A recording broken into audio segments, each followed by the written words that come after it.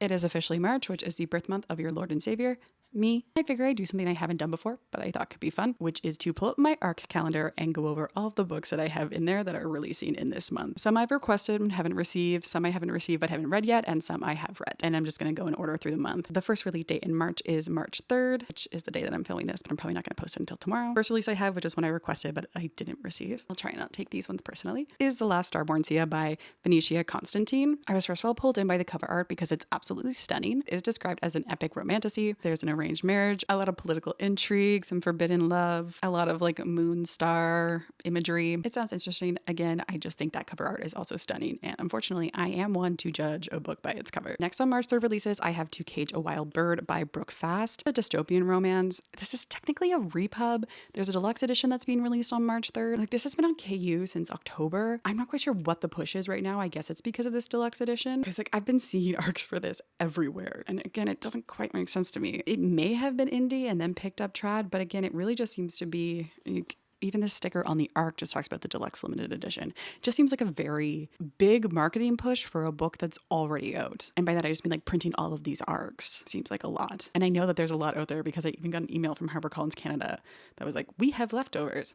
That never happens. It's like a prison guard romance, I believe, which I'm kind of about. And I've seen kind of mixed thoughts on this, but I am going to pick it up soon just because I also feel like it'll be a kind of easy read. Make of that what you will. Next up is When I Was Death by Alexis Henderson. This is another one that I requested and hadn't received. Another one where I was pulled in by the cover art. It's like a YA paranormal horror where essentially it's these group of teen girls that all of a sudden are stuck doing death's bidding. Like they're going out and they're reaping souls. And I just find that premise very intriguing. So even though I didn't get an arc of this one, I'm definitely going to be picking it up at some point. Moving on to the next week, which would be March 10th. The first one I have is Whidbey by T. Kira Madden. I put a request in through Epic Tastemakers and like that's hit or miss. I never know what's going to happen there. But with the start of a new month, the new round of Libra FM's advanced listener copies came out. So I did get an audiobook version of it. So I'm stoked about that.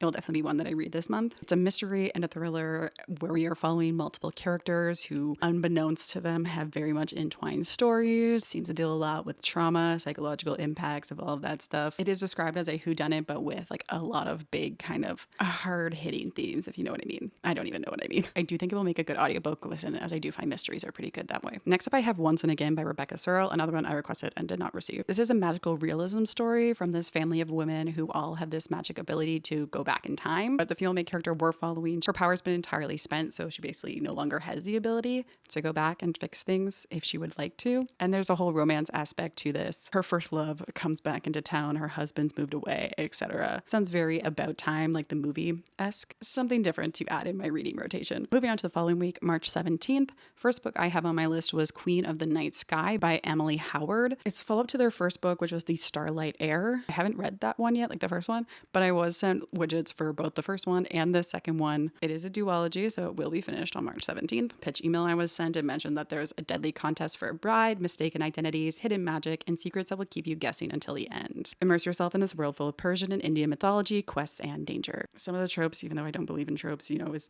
why choose? It's male, female, male, yearning, heartache, romantasy, open door spice, etc. Email did include a little blurb from Thea, so that was a plus in my books. It sounded like a fun little romantasy duology. Not that serious. One of those ones that I think I'll pick up when I'm like, I just need something digestible right now, I say as my stomach growls. And the next book I have coming out on March 17th on my list is Innamorata by Ava Reed. Yeah, I've already read this. Pretty much consider myself have read this 1.5 times. It's been read and annotated, and I started using Blue Pen to go back in and reread and add additional annotations. There's a part of me that believes that I can do a complete reread before it actually comes out. And it's not impossible because I think about picking this book up again every single day, but I'm trying to be responsible. You see the arcs that I have on my list. This is a grim, dark, gothic fantasy. Not for everybody. Check the content warnings. It has a lot of themes that you would expect to see in a gothic fantasy. This is not a romantasy. There's a lot of messed up stuff that happens in this book. There were times I wish I hadn't eaten before reading it, but it is a masterpiece to me. The layers of political intrigue that's happening, all of the characters, the stakes. I could write an essay about it. I could talk on and on and on about it. I can't wait to get my hands on the second part because I'm desperate. I think it might be my new favorite Ava Reed book because it's so epic. It's like between that and Juniper and Thorn, and I've been said this multiple times, but if you read Juniper and Thorn and that was too dark, don't read this book. Genuinely. It is my favorite read of the year so far, and it's going to take a lot to top this, I think. Although Ava does have another book coming out this year. God. Okay, moving on to March 24th, the following week. The first book I have in my list is Honeysuckle by Bar Friedman Tell. I was dying to get my hands on this one. I put an ARC request in through Bloomsbury, got ghosted, but then I saw that Simon Schuster Canada was publishing it here, so I had a second opportunity.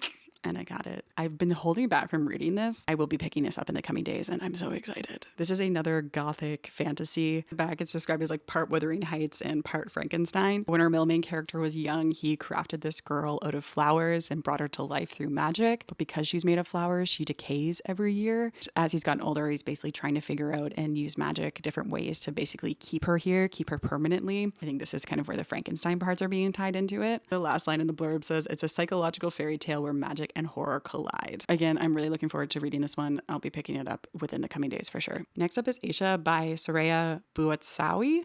No, I just butchered that. I'm sorry. Another one where I was absolutely drawn in by the cover. I requested this one. I did not receive it. It is a historical retelling, but with a fantastical element to it. It's about Morocco, and specifically Morocco when it was living under Portuguese colonization. Our main character, Aicha, is a daughter of a Moroccan freedom fighter, and she's secretly helping the rebellion strike back with her magic. It is definitely on my TBR, and I will be picking it up once it comes out. And the last release date in March, which is March 31st. The first book I have is, funnily enough, another historical retelling with fantastical elements. So this is The Geomagician by Jennifer Mandula.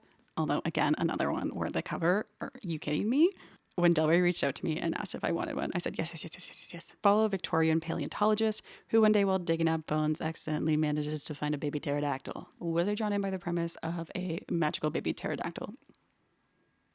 I'm literally just a girl. And this is taking place in the Victorian era. A lot of the themes in here include like classism, feminism, science, theology. There is also a second chance romance in this, which I am a fan of. Another one I have been holding back on picking up because I was trying to be good. And now that March is here, I will be picking this up within the next few days. Getting back to what I mentioned about it being historical retelling, it is inspired by the real life paleontologist Mary Anning, who discovered a lot of the major fossils that you see on displays in museums, including one of the big ones that I always take pictures of every time I'm in the Museum of Natural History. But she was not recognized for it for years and years and years and years because she was a woman, and she also had no social status and no education, etc. In more modern times, there has been more recognition put forth. There are plaques in these museums put up to recognize her contributions, and I think this just sounds like another beautiful, fun way to do that as well. Next up on my list is A Widow's Charm by Caitlin Paxson. This is one that I have a NetGalley for. I think the premise just sounds really fun. It is a cozy romantasy. Our female character's husband has died, and as she starts blackmailing her neighbor, who is a necromancer, to try and force him to bring her husband back to life. However, as this blackmail and scheming continues, she may or may not be falling for said necromancer.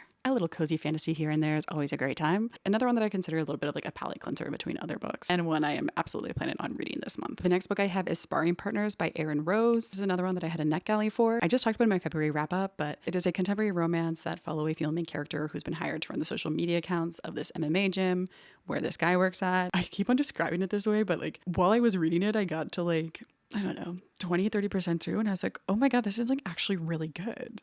Which, not that I expected it to be bad, but it was just a fun contemporary romance that I was like, whatever, this will be something nice to read in between books, not really expecting much, but like I was actually impressed. The characters were all really well rounded. I thought that they developed very well, both together as a couple, but also separately. The only character, I'm obsessed with her, and she makes this kind of speech closer to the end, and like, I thought it was really good, and one that I'm going to make a separate video about, but I definitely recommend it if you're a contemporary romance reader and you like reading about characters have some baggage, can help, work on themselves with another person, but also like internally, they're also, they're learning to love themselves as single individual people and not just with the person that they are romantically involved with. And the next one I have is Storm Over Camelot by Sophie Keach. This is one I have a print arc on the way. Admittedly, I requested this one before realizing that it was a third book in a trilogy because I just read the synopsis and I thought it sounded really good. It is the third book in a Arthurian retelling about Morgan Le Fay, who was the villain in the original tales. So kind of giving some backstory, expanding on them, etc. Overall, the trilogy sounds really good. I'm going to try my darndest to read those first two ASAP. It's probably going to be via audiobook maybe, so that I can read the third one as soon as it gets here. And also just like really hope that I enjoy them. So those were all the March releases that I had on my ARC calendar. Let me know if you liked this format. I just thought it'd be a good way to kind of show you some books that are coming out this month, and not just ones that I've read, but some that are on my radar. Obviously, there are 3 bajillion other books coming out, but these are the ones that I was given the opportunity or that I wanted the opportunity to read early, which means I genuinely sparked something in my brain. If you like this, I'm going to try and do this with every month. It also helps me be accountable because it helps me like go through everything that I have lined up for this month. And feel free to let me know what your most anticipated book release for March is. Is it one on my list? Should it be on my list? I personally think my list is long enough, so please don't tell me to put another one on there.